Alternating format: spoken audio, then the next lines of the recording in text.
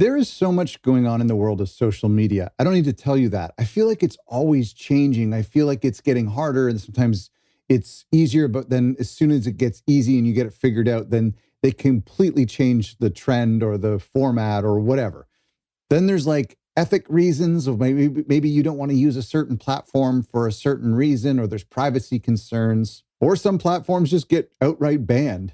Either way, it's really hard to promote your business because social media platforms are a business and they don't really want their users to take their other users off of their platform and go over to your Bandcamp or your Shopify store. And so really they promote just dialogue and content that stays within the app. That's why I love email. Email's simple. It's really, really basic. It's been around forever. It's actually been a constant. Well, not forever, but it's been a constant for 25 years. As all of these social media platforms come and go, email is just basic. It just stays there and does its thing. So why do so many record labels overlook the power of email marketing? Why is social media way more sexy? Why do we put so much effort into creating content and posts and promoting our products and our artists on social media and not so much time on email? Now, they're different. I get it. I want you to do both and to do both well. But why do we overlook email? Why is it an afterthought? Today, I want to talk about why I think email marketing should be a big part of your business as an independent record label, and why I think it's essential for you to connect with your audience.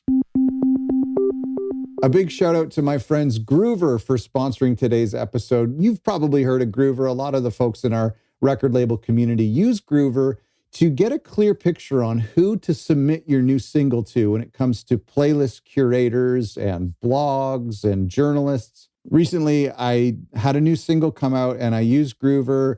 I had a pretty modest budget, but I submitted it to really specific playlist curators. I wanted to make sure that they had really good Spotify playlists, that those playlists represented the type of music that my music or the new single would work well with. And it went really well. I had like maybe a 40 to 50% response rate, like a positive response rate. I got like maybe a dozen playlists out of it or more. It was really good. Anyway, check out Groover, click the link below or go to otherrecordlabels.com/Groover. I've done a couple reviews on them in the past, otherrecordlabels.com/Groover, and check them out for your next single campaign. I truly love email, and I believe that it's shockingly underrated when it comes to independent record labels, maybe because you think it's daunting. Maybe you just don't like the idea of writing a long form email. I don't know. Let me just try to convince you by highlighting 3 areas and why I think that email is really special and shouldn't be overlooked by labels. Number 1 is you own the audience. Like I mentioned, social media is so fleeting. And so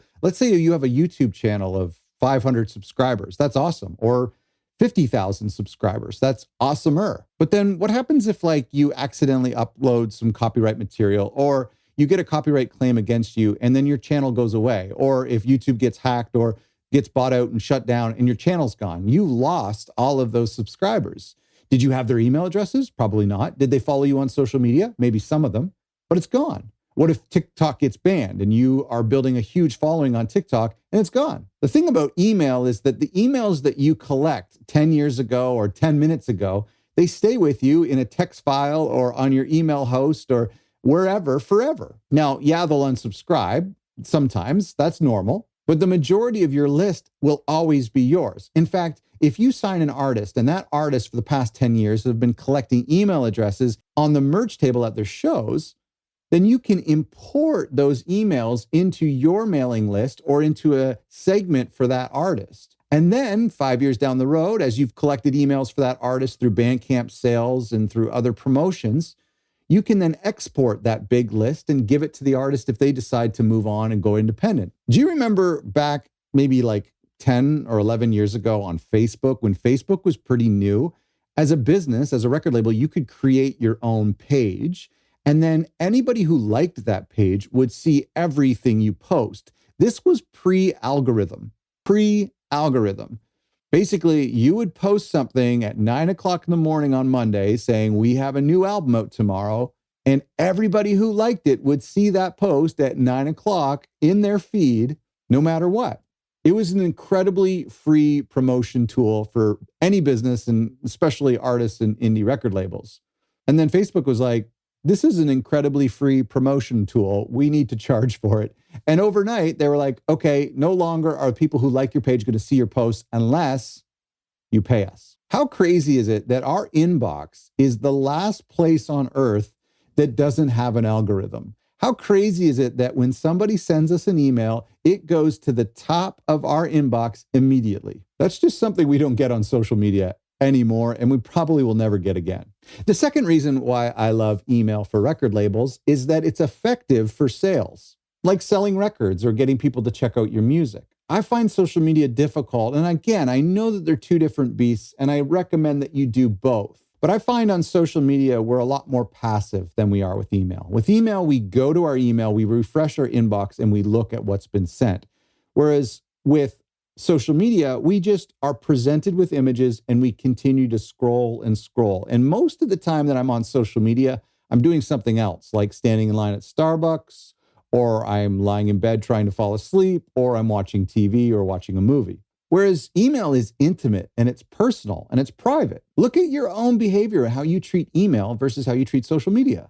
And it's for these reasons why email can actually be better for you when it comes to trying to sell products. You send an email to their inbox, they see it there, they open it, they read about your company, and they click the link or they don't. That's way more time than they might spend on a social media post. With social media, they're always looking for what the next thing is. They're curious as what the next post by the next person they follow is. So to get them to stop and then to click through one of your posts is really difficult. Email is a lot easier. 99% of email users check their inbox every day. And for every $1 you invest in email marketing, you can expect a $44 return. That's just a cool stat. 72% of email users actually enjoy receiving emails from brands that they follow. I know this to be true for me. Even in my junk mail folder, there are record stores and bands and clothing brands that I look for and that I enjoy receiving their weekly or monthly or sometimes daily emails to see what promotions they have or what new releases, new products they have. Finally,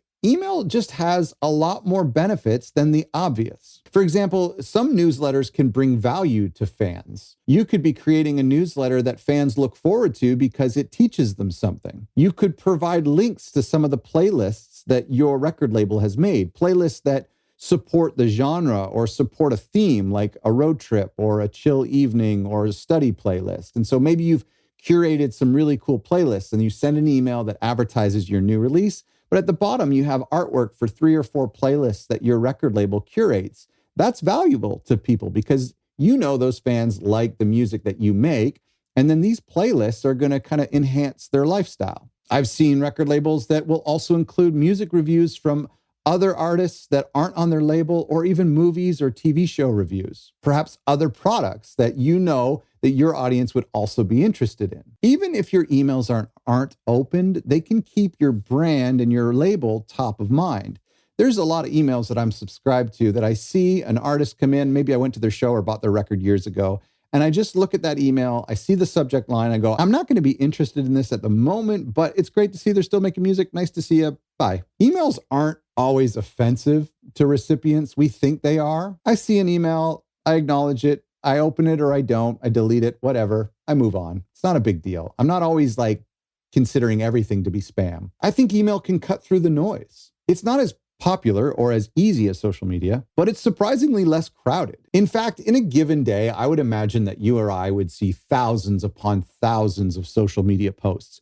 Everything from like YouTube thumbnails to tweets to videos to long form videos to Instagram posts or LinkedIn articles. But for email, I might get 4 or 5, maybe 10 emails, some work emails, some personal emails, some junk mail, nowhere near the amount of social media posts I see in a day. And like I mentioned, because there's no algorithm, even for the fans that follow you on social media who want to see your posts, they may not get to see your posts. If they follow 1,000 accounts, the chances of them seeing your ad for a new release that you're putting out in a couple weeks is pretty slim unless they're a diehard fan. The algorithm is so unfriendly to businesses. Twitter now, or X or whatever, downgrades any posts that contain a link. That sucks for businesses. We're going to do a lot more on this subject. In fact, I've included a lot of resources that you can look at and download by going to otherrecordlabels.com/email, otherrecordlabels.com/email. There are a lot of benefits of email marketing for record labels. And again, I've used